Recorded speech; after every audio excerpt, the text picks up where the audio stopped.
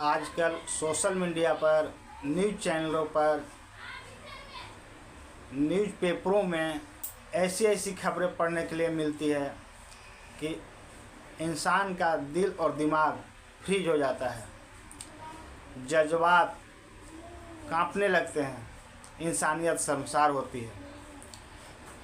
दोस्तों, आज मैं बताना चाहता हूँ कि आज पूरे देश में, अपने देश में जितने भी हत्याएं हो रही है, घटनाएं हो रही है, अपराध हो रहे हैं, सबसे अधिक अपराध ज़मीनी विवाद में होते हैं। ज़मीन विवाद, कहीं पर ज़मीन हड़पना, कहीं पर किसी का कब्जा करना, किसी का ज़बरदस्ती बेच देना, किसी का लोग कोई बेटी अपने मायके में हिस्सा चाहता है, कोई दामाद अपने ससुराल में हिस्सा चाहता है, कोई भाई भाई से बेईमानी करता है ज़मीन में, भूमि विवाद में, कोई बेटा माँ भूमि प्रॉपर्टी विवाद में झगड़ा करता है, लड़ाई करते हैं और इसमें हत्याएं होती है, मर्डर होते हैं, अपराध होते हैं और ये मामला कोर्ट कचहरी में जाता है। दूसरे नंबर पर आते हैं लव ट्रायंगल, सेक्स स्कैंडल। जी हाँ, आपने सही सुना। आज पूरे भारत में दूसरे नंबर पर जो सबसे अधिक अपराध कोर्ट कचहरी, केस मुकदमा, थाने तक पहुंचते हैं, उसमें लव ट्रायंगल और सेक्स स्कैंडल आते हैं। यह हमारे समाज में कोढ़ की तरह फैल रहा है। आए दिन आप मोबाइल खोलिए, आप टीवी खोलिए, सोशल मीडिया पर लव ट्रायंगल और सेक्स स्कैंडल का सैकड़ों मामले नज़र आएंगे। यदि उनको अंगुली पर गिनाया जाए तो भी कम पड़ जाएंगे, नहीं गिन पाएंगे।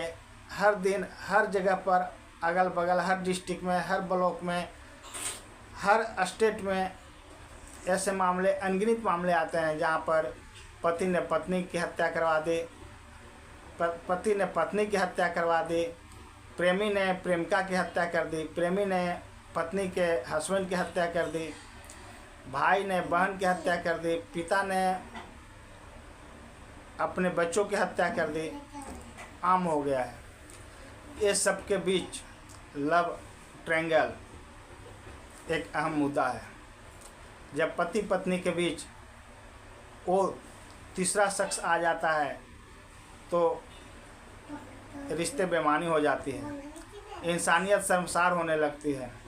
आज अक्सर देखते हैं पति पत्नी के बीच कोई और आ जाता है, पति किसी के साथ अफेयर करने लगती है तो पत्नी किसी के साथ अफेयर करने लगती है। कितने मामले में तो शादी के पहले ही एक दूसरे से जुड़े रहते हैं और जब शादी होता है तो उसका विस्फोटक रूप सामने आता है, जहाँ पर कोई दुल्हन दूल्हे की हत्या करवा देता है, कोई दूल्हा दुल्हन की हत्या कर देता है। आज बात बात में मर्डर होने लगा है, हत्याएं होने लगी है, आत्महत्याएं होने लगी है, जो आदमी को, इंसान को शर्मसार करती है, उसकी इंसानियत को शर्मसार करती है।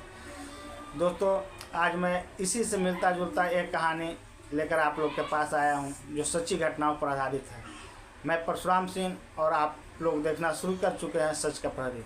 दोस्तों, आप लोग से रिक्वेस्ट है, यदि मेरे स्टोरी पर नए आए हैं, मेरे वीडियो पर नए आए हैं, तो मेरे चैनल को सब्सक्राइब किया कीजिए ताकि मैं और भी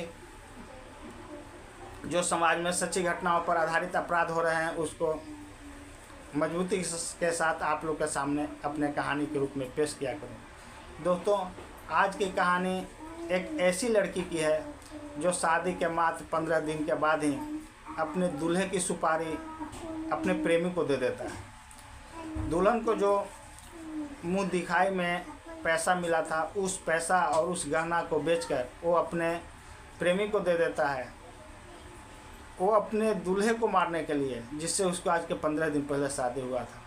सोचिए, है ना हैरत अंगेज करने वाली मामला। एक दुल्हन अपने दूल्हा के मारने की सुपारी दे रहा है, वो भी मात्र 15 दिन बाद, जिससे शादी हुआ है। यह मामला उत्तर प्रदेश के औराया एक डिस्ट्रिक्ट है, उसी का फफूंद थाना क्षेत्र का है। यहाँ की रहने वाली प्रगति यादव की शादी मैनपुरी के भोगांव निवासी प्रदीप यादव से होता है। चूँकि जो प्रगति थी, उसकी बड़ी बहन की शादी प्रदीप जो लड़का होता है दूल्हा होता है उसके भाई से हुआ था। तो हर माँ बाप का सपना होता है कि हमारी बेटी सुखी घर में जाए, हमारी बेटी संपन्न घर में जाए, हमारी बेटी एक रिश्तेदार नातेदार से जुड़ा हुआ फैमिली में जाए, ताकि हम लोग को कोई परेशानी नहीं हो, अड़चन भी नहीं हो और बेटी भी खुशी से रहे। प्रगति के माँ बाप भाई लोग भी यही सोचें कि प्रगति की शादी अपनी बहन के छोटे देवर से यदि करा दिया जाए तो प्रगति वहाँ पर ज़्यादा खुश रहेगी, संतुष्ट रहेगी, खुशहाल रहेगी। यही सब सोच समझकर प्रगति की शादी उसके ही बहन के देवर से करा दी जाती है।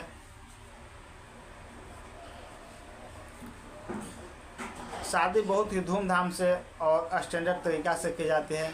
चूँकि जो लड़का पक्ष था वो बहुत ही अमीर घराने से था, उसके 15-20 क्रेन और हाइड्रा वगैरह गाड़ियाँ चलती थी, करोड़ों का बिजनेस था। बहुत ही धूमधाम से शादी होती है। लड़के वाले बहुत हेल्प शादी में भी करते हैं, एक पैसा दहेज नहीं लेते हैं और वो शादी होता है। शादी होकर दुल्हन जो प्रगति है ससुराल जाती है, 5 दिन खुशी खुशी निकलता है। छठे दिन वो वहाँ से विदाई लेती है अपने मायके आने के लिए। अक्सर देखते होंगे गांव घर में जब शादियाँ होती है तो 5 दिन से 8 दिन 10 दिन के अंदर जो नई नवेली दुल्हन होती है अपने मायके आ जाती है। ये एक तरह की रस्म का प्रचलन है, वो भी अपने मायके आ जाती है। 5 मार्च 2025 को उसकी शादी होती है, 10 मार्च को अब मायके आ जाती है। 17 मार्च को वो अपने प्रेमी से मिलने के लिए एक होटल में जाती है। वहाँ पर दोनों का सेक्सुअल संबंध बनते हैं, दोनों एक होते हैं। चूँकि शादी के कार्यक्रम में वो 10-15 दिन अपने प्रेमी से दूर था वो लड़की, तो प्रेमी के प्यार में वो पागल हो चुकी थी, उससे मिलने के लिए बेताब थी और उसने एक प्लान बनाती है और होटल में मिलने का प्लान सेट करती है और दोनों मिलते हैं। वहीं पर इन लोग एक कठोर निर्णय लेते हैं। चूँकि प्लान इन लोग का पहले से था, जब बात चला कि शादी हमारे दीदी के देवर से हो रहा है, तो जो प्रेमी और प्रेमिका थी, प्रेमी का नाम मैं आपको यहाँ पर बता दूँ अनुराग यादव है, जो प्रेमिका जो प्रगति यादव है उसके बगल के ही घर के रहने वाले हैं, उसी गांव के रहने वाला है। तो आपस में लोग बात करते हैं कि ठीक है हमारी दीदी के देवर से हमारी शादी हो रही है तो कोई बात नहीं, हम तो तुम्हारे लिए ही बने हैं, हम तुम के ही रह के रहेंगे, हम दूसरे का नहीं हो सकते हैं। ऐसा कसमें खाते हैं, वादे खाते हैं। दोनों में मन मनौवल होता है। लड़का जो है अनुराग यादव बोलता है अब तो तुम्हारा शादी हो जाएगी, तुम दूसरे घर चले जाएंगे, अब हमको कौन पूछेगा। इस तरह के मन मतलब ऐसे बात करता है वो लड़का।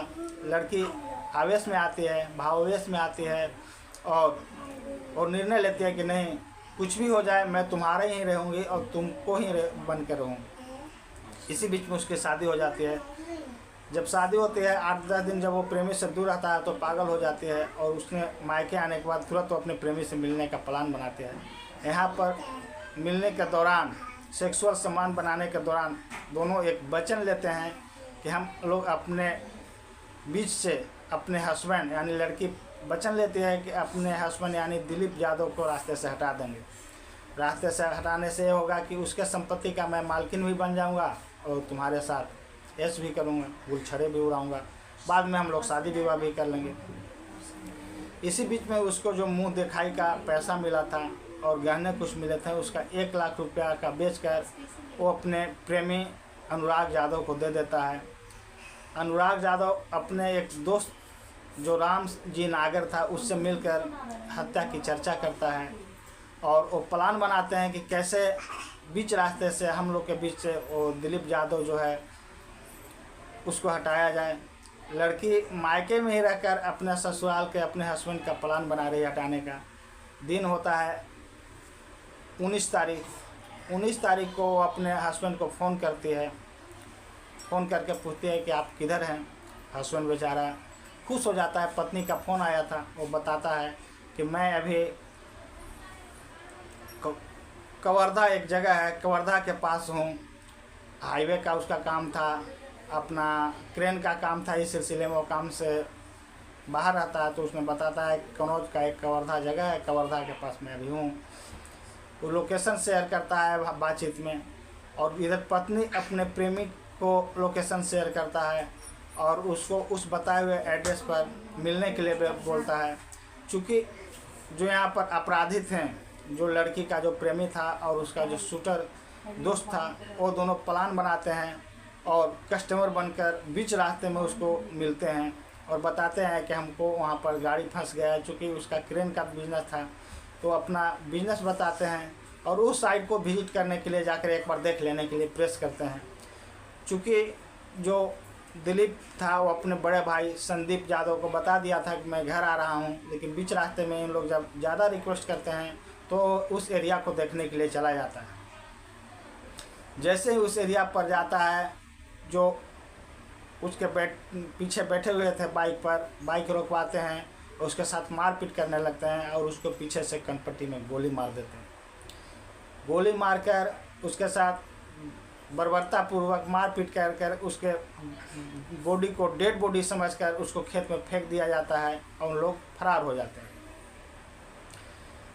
पुलिस जब सीसीटीवी कैमरा खंगालती है तो देखती है कि उस हाईवे को पीछे एक बाइक से 2 लोग 3 लोग जाते हुए दिखाई देते हैं। पुलिस जब उस सीसीटीवी को खंगालती है, पहले मैं ये बता दूं, जब वो उस व्यक्ति को, जो दिलीप यादव है, उस व्यक्ति को मरा हुआ समझकर अपराधी उसको फेंक कर भाग जाते हैं, तो आसपास के लोग जब उस आदमी को देखते हैं मृत अवस्था जैसा चेत अवस्था में देखते हैं, तो 112 नंबर पर औराया का सहार थाना को फ़ोन करता है। वो चूँकि औराया डिस्ट्रिक्ट के सहार थाना क्षेत्र में पड़ता था, तो वहाँ पर पुलिस को फ़ोन किया जाता है।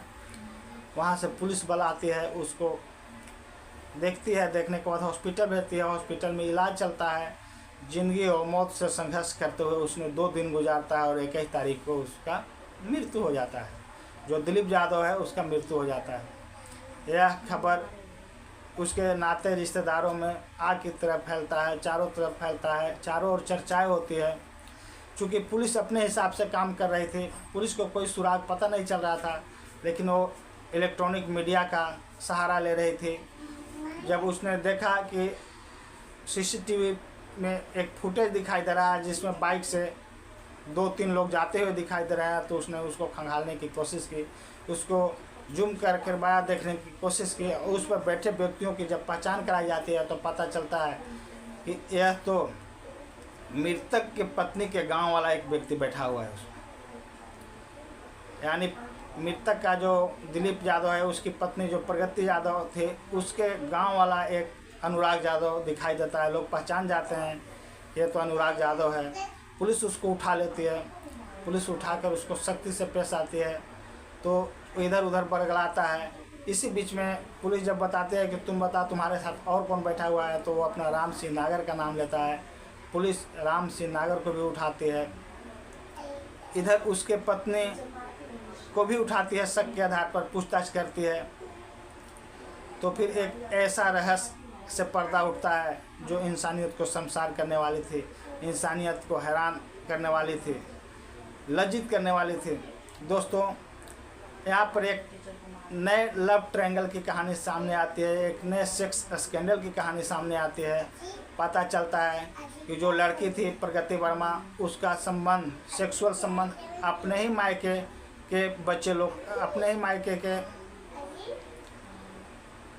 मायके के बगल के लड़का अनुराग यादव के साथ था।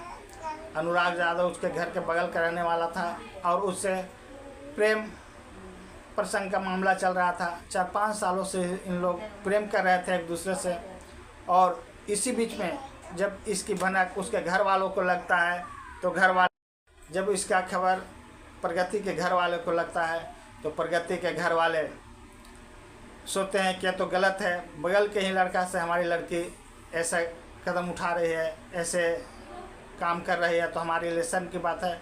तो उसने जल्दीबाजी में अपनी लड़की के शादी अपनी बड़ी लड़की के देवर से तय करते हैं। चूँकि जीजा था, जो लड़का का भाई संदीप यादव था, वो अपनी साली से बातचीत करती है इस संबंध में और पूछती है कि यदि आप राजी हैं तो बोलिए, मैं अपने भाई की शादी आपसे करवा देती हूँ। आपके पापा मम्मी भी हमको बोल रहे थे, तो मैं सोचा आपकी राय लेना ज़रूरी है। लड़की ने हामी भर देती है। चूँकि लड़की इसलिए हामी भर देती है कि लड़की का प्लान था कि हम उसके साथ शादी तो कर लेंगे, लेकिन उसका पैसा भी हड़प लेंगे, उसकी संपत्ति भी हड़प लेंगे और फिर उसके बाद लड़का को मार देंगे और हम दूसरे के साथ, जो अपने लड़के के साथ जो लव कर रहे हैं उसके साथ भाग जाएंगे, शादी कर लें।